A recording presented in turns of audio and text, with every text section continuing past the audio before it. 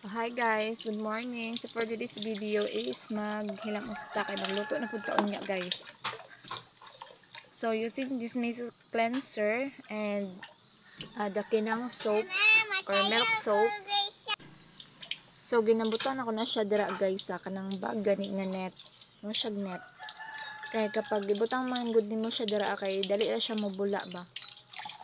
And dali ra pud siya mo spread sa imong face. Ay bula man siya kaayo. So first ginagamit na ko na siya akong cleanser. Muna siya kung una nga ginabutang sa kunang. So maghilamos ta guys kay para mabasa tong face.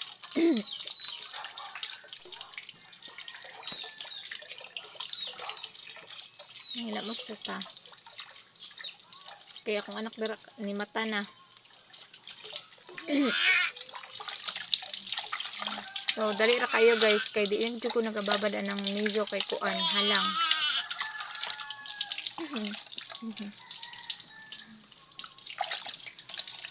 So, next na to dra is milk soap, which is the kinang soap.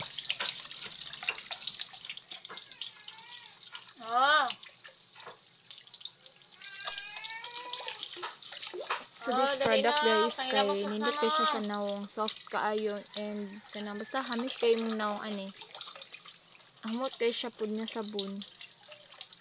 So nagdali na tagara guys kay nagmata na tong anak. So dali kay siya mabulaog, bulaog jud kay siya nga sabon.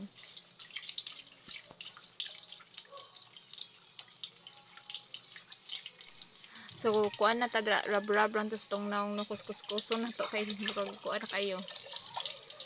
Daga na kayo taog kanang kana mga dark kanang kuan gid sa bugas. Hindi na tiros mo gud akong bugas gud pag bugason ko.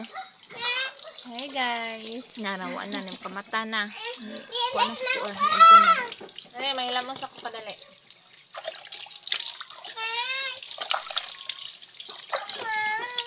So magdali-dali na ta dira guys kay magmaoy na pud arong taud-taud. Kadali lang. Magluto pa Christmas niyo.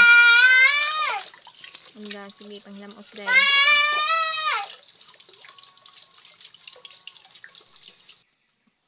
Nara guys, nagluto na ko.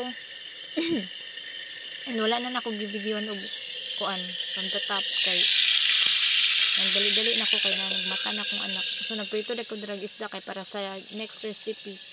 Nagadubo ko og kuan kana talong o kalabasa.